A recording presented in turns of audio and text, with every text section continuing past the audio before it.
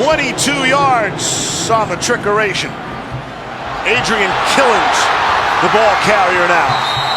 And he'll...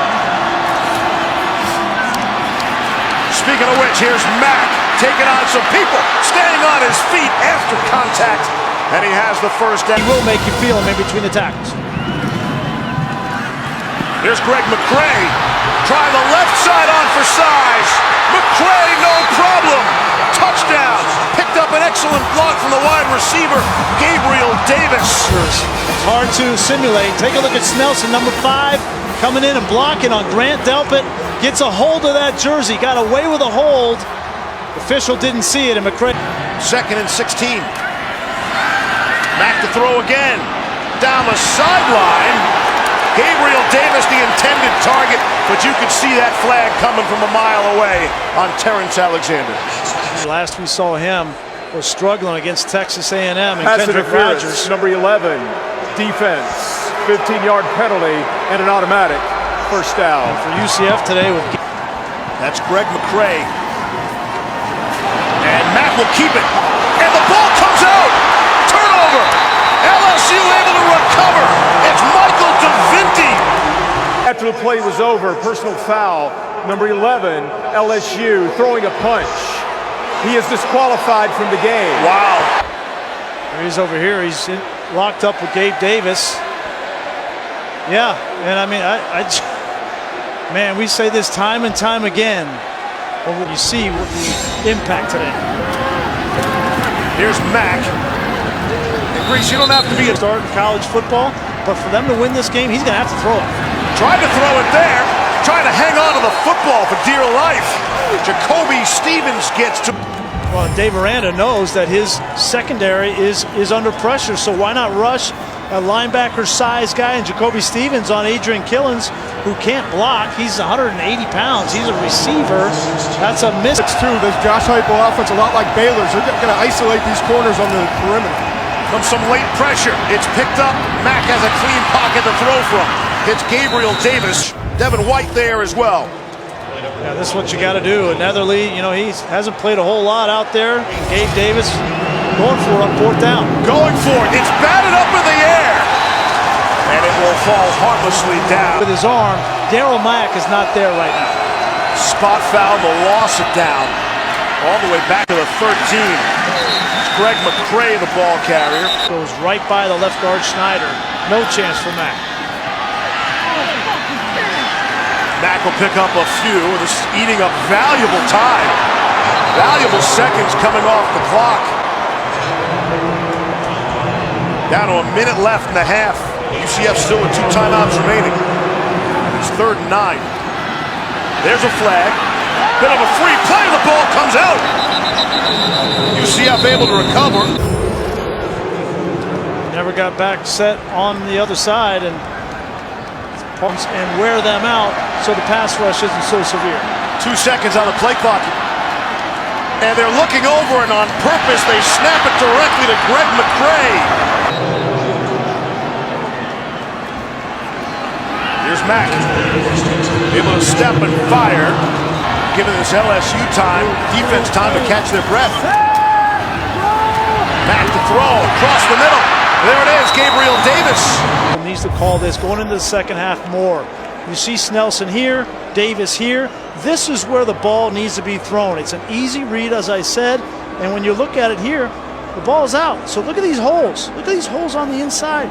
Because of the inexperience for LSU in the back end, you have to throw the football to win to a back so he can go to the other side of the field to protect that side. So you're not fooling the defense then at that point in the game. Here's Mack to throw.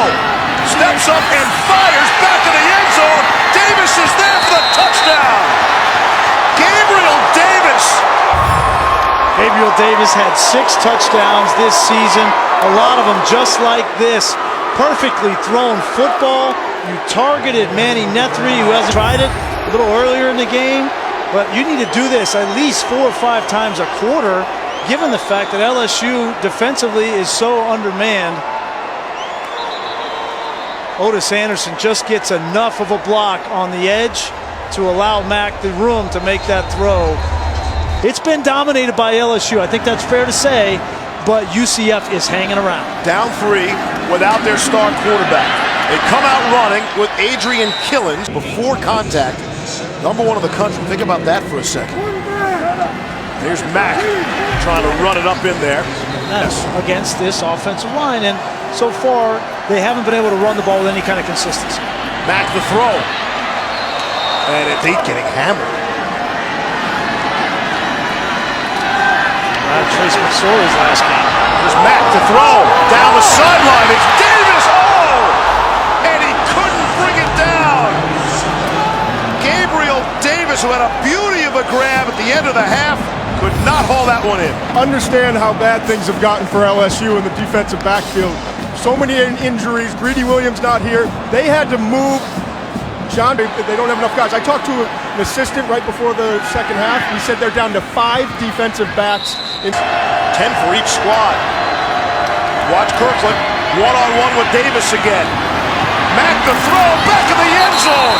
And Davis can't haul that one in. Milton did so well, running so free. Look at the left side of your screen. You're going to see Davis running wide open. If the ball is thrown towards the back here, it's an easy touchdown. But he throws it too far in the corner. Tough catch for Davis and a missed opportunity. Grease. UCF, their offense in the third quarter, 12 plays for 18 yards. Taking a shot down the Earlier. Pass interference, number 13. Defense, 15-yard penalty. First down. Jontre Kirkland is playing wide receiver, kind of uses a trigger man and some wild card. They moved him around, and they just had to move him back to not in this game. On the ground, Greg McCray trying to patiently pick his way.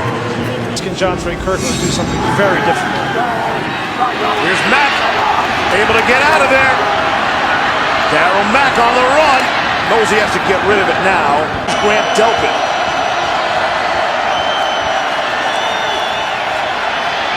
Here's Mack. Those inside slants with Darryl Mack. LSU held the ball for over 7 minutes on that last drive. And quickly. Mack will take a shot. Got a man open, and it's intercepted. John Battle came over to pick it off in front of Gabriel Davis. And Davis was open there for a moment. Here's the run this on the outside. Here's the safety battle. He's going to be over the top. This ball needs to be thrown right about here, but you can't throw it too high with a lot of air. That gave Battle an opportunity to come break it up. So it's not an interception. Did he not get a foot down? So he comes down out of bounds. Oh, yeah. So it just goes as a noisy, incomplete pass. 3rd and 2. On the ground to Otis Anderson, trying to pull away from some people. Pass rush is not quite as severe. Gives you an opportunity to throw the ball down the field. Mack loads up and fires back of the end zone. Would also have been a different game. He started out no excuses, right? No excuses, and on either side. McCray, the left side. Grant Delpit doesn't get kicked out of the game. Joseph is there as well. So is Ed Alexander. And here's McCray.